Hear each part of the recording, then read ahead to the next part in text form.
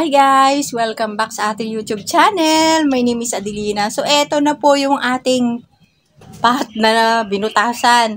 So, eto, nagbutas na po ako ng kaparehas po ng ating pat na nabasag. Yan, nilagyan ko rin po ng butas yung mga gilid niya. Eto, ayan, at tad-tad po ito ng butas. Ayan, makita nyo. Pinuno ko po ng butas yan guys. Ayan, oh. Yan.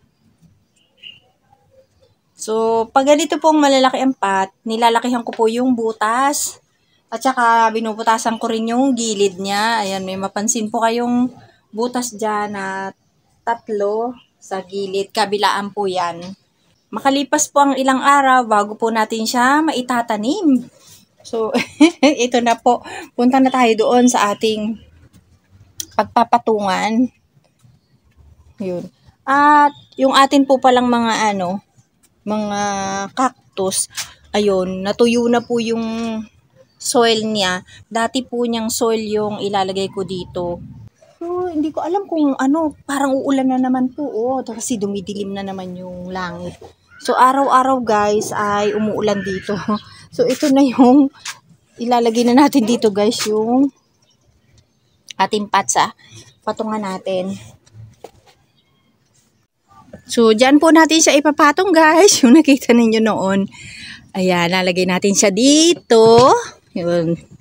Dapat siya dyan. Pero hindi natin siya ipapasok doon ng todo kasi hindi ko siya itatapat din para pagbagsak ng ulan is may space siya. Pero pwede natin i-adjust ng konti. Ayan, dyan siya. Tapos guys, bago tayo magtanim, tingnan po ninyo yung ating cactus hanggang ngayon ay may flowers pa rin. Ayan po, oh. Ayan, nasa na tayo. Lampas na po tayo ng kalahati ng September 2023. Pero, ayan po, wala pa ring sawa sa pamumulaklak yung ating cactus. So, yan, pinalitan ko ng maliit yung tinanggal ko doon sa tumubo dito. Ayan, oh, yung tumubo dyan. Tinukurang ko yan kasi bumababa dito. Tapos, ito ng ating mga cactus, guys. Oh, ang dami ng mga pops. Diyan, dami, oh. Humihiga na to. Ayan, ang lalaki ng flowers po niya, ang ating cactus na yan. So, ayan, madami siyang butas, guys. Kaya, pag ganito po yung ating pat na mahaba at malalim is marami po talagang butas. Lalagyan ko na muna po, guys, ng lupa yung ating mahabang pat. So, guys, ito na po yung atin pong nahulog. Yan, oh. Nilagay ko dito. Ayan, tingnan po ninyo. September 19 na tayo ngayon, guys. Parang nahulog ito is September 14. Ayan, tingnan po ninyo. Natuyo na yung kanyang soil. Hindi ko na siya inalisan ng lupa nung nahulog. Basta ginanito ko na lang po siya. Tapos, guys, yung ating nilagay na lupa, hindi ko na po siya pinuno para hindi masyadong mabigat. Patong ko muna dyan. So, ayan, oh. Meron siyang natitira dito sa ibabaw. Hindi na natin siya pupunuin. Eto medyo puno na siya eh. So kung bababa pa naman siya dahil sa bagong lagay yung ating lupa, ang tendency po nito is bababa siya. So kung bumaba man siya, mag-additional na lang po ako ng lupa. Ayan. So ang itatanim ko muna dito guys yung mga grafted moon cactus. Lagay ko na muna dito sa gilid. Yeah, kasi gusto ko mayroong nakatanim ditong mga nakagrap bago natin itanim yung ating mga variegated gymno. So, ayan. Ang ating mga variegated na gymno. Ayan, oh, yung mga natanggal niya. Natuyo na yung lupa, guys. Oh, kasi ilang araw na siya. Oh, matigas pa naman po ito. Kasi ang ating cactus po, hindi siya maselan alagaan. Kaya, okay lang po na hindi sila nakatanim ng ilang araw. Buhay pa rin po sila. Ito, oh, natanggal yung ating nakagrap na cactus. Itong cute pa naman ng mga pops niya. Ayan, oh, liliit. Mga nakagrap pong namumulaklak ng fuchsia. Yan. Ipapatong ko na lang ito sa lupa. So, unahin natin yung ating nakagrap. Teka lang, kukunin ko muna. Guys, ito na po yung nalaglag nating mga yellow moon cactus. Di ko alam to kung mabubuhay to eh. Kasi dalawahan to kasi naduduling na ako nung ginagawa ko ito. Kasi gabi ko po siya ginawa. malago na yung ugat niya. So, hindi natin siya binawasan ng ugat, guys. Huwag natin galawin yung ugat ng ating cactus. Saan natin ihaharap? So, ang payat na niya tuloy. Ayan. So, dito ko siya ilalagay sa pinakagitna. Ayan. So, ito namang yellow yung gagawin natin. Sobrang tagal na po nitong ating cactus. Sa mga hindi pa po nakakaalam pala, ito po ay kariripat lang natin. Tapos bigla na namang na disgrasya. Hindi ko pa po ito natatagalan na iripat. Magtatanim po ako ng another dito ng dragon fruit ito Dry na yan, kaya pwede na natin siyang itusok dito. Ayan, yan. Tapos, kapag okay na yan, magtatanim na tayo mag-grab na tayo. So ito guys ay itong dalawa na to, hindi ko sure kung makakasurvive ito kasi nga naduduling na po ako nung ginagawa ko to dahil gabi ko siya ginawa. Yan.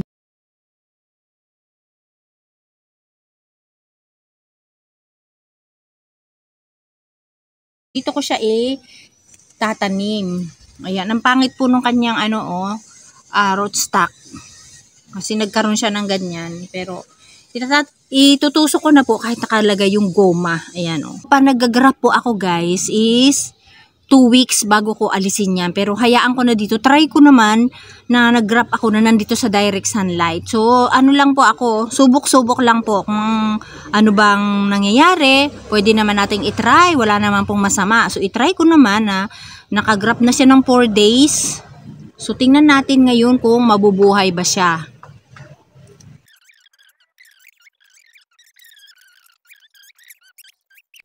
So, yan guys. Naitanim na natin yung first layer. Yan. Nilagdag natin yan dyan. So, sana maging okay itong ating ginrap na dalawa. So, yan po yung nakakabit dito. So, may isa pa tayo niya. Nandun sa isa, nigrap ko din. So, isusunod na natin yung mga variegated gymno dito. Yung bumagsak. So, ayan. Kunin na natin siya. So, mabigat din pala ito kapag sama-sama. So, pwede ko bang daganan ito dito? Yung kawawa naman yung aking cactus. So, ayan. Itanim na natin. Ayan, matigas na yung lupa niya. So, ibabaon na lang natin ito guys ng... Ay! Andito pa pala guys yung... Andito pa pala yung melo cactus. Ayan, Ayan, yan guys, Ito. Hindi natanggal yung tatlong, ayan po, yung tatlong puno, hindi siya natanggal. May natira po, ayan Akala ko po, nawala na. Bakit ang dilim? Ang tibay ng ating melo cactus. Gusto niyang mabuhay, kaya hindi siya namatay. Ayan. So, ang gawin natin, iba na. Itanim ko kaya dito sa gitna yung malalaki. Tapos, sa gilid na lang natin yung maliliit.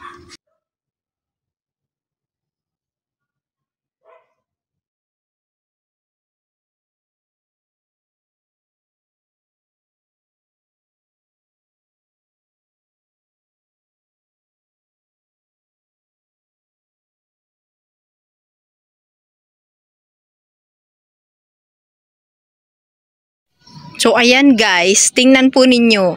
Hindi na nagkasya tuloy yung ating mga cactus dahil sa pinuno ko po ng ganyan. Pero ito, hindi ko muna siya itatanim guys. May napansin ako dito. Habang hindi siya nakatanim, nitlugan siya ng mga langgam. Ayan, may daladalang namumuti. May maliliit siyang puti. Buti napansin ko po bago ko siya itanim. Ayan, Kaya hindi ko muna siya itatanim, lilinisan ko muna. Ayan po, mapansin nyo.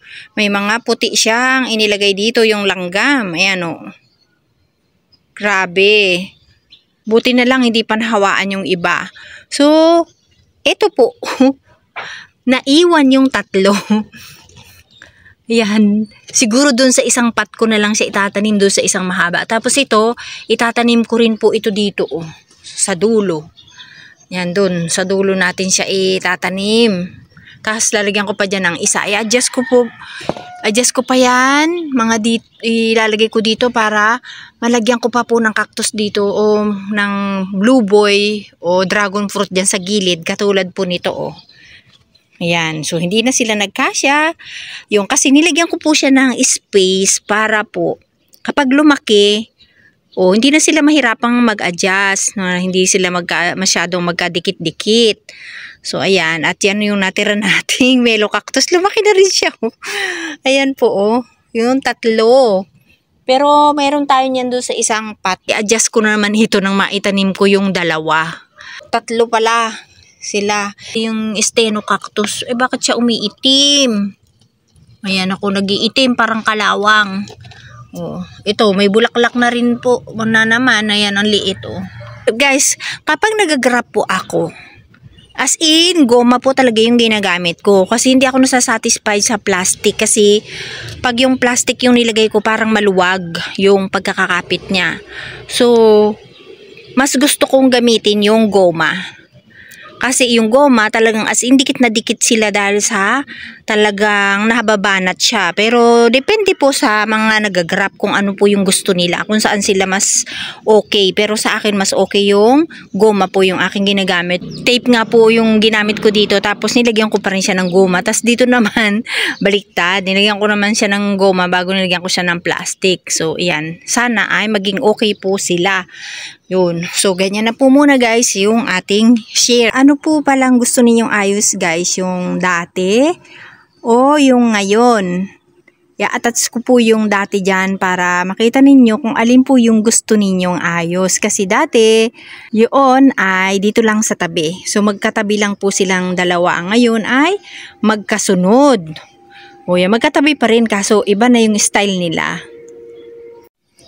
Bali po kasi guys, ang nangyari, step sila parang hagdan. Ito yung 1. Ayan Tapos yung dito guys, Kaya po ginawa ko ganyan. Tumikom na yung ating flowers na pink. Hindi pa tayo natatapos magtrabaho. Ayan, naging ganyan na siya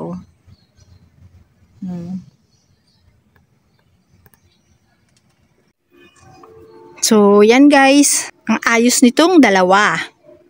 So, yan. Hindi pa po ganyan ang ayos niya. Babaguhin pa natin. So, yan lang po muna.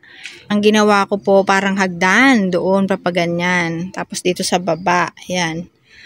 So, comment below po kung alin po yung nagustuhan ninyo guys na ayos ko nung ating mga variegated cactus. Minsan, binabago-bago ko po yung mga pwesto nila. Pag nagustuhan kong baguhin, iniiba ko po yung mga pwesto. So, parang mas maganda yung dati kong ayos nito.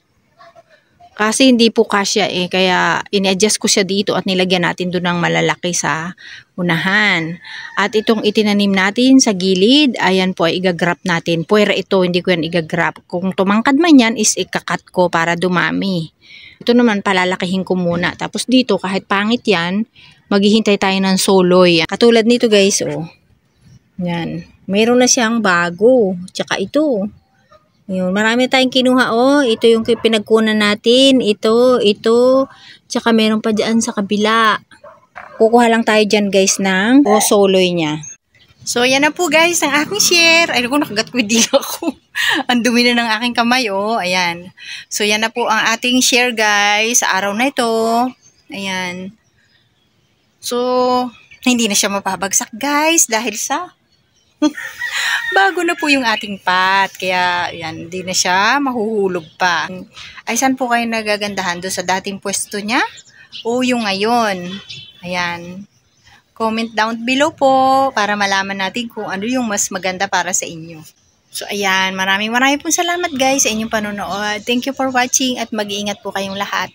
At sana po wag ninyong kalimutang mag-subscribe sa mga bago pa lang po at i-hit po ninyo yung all para po ma-notify po kayo kapag may bago tayong video. Ayan. Salamat ng maraming pong salamat.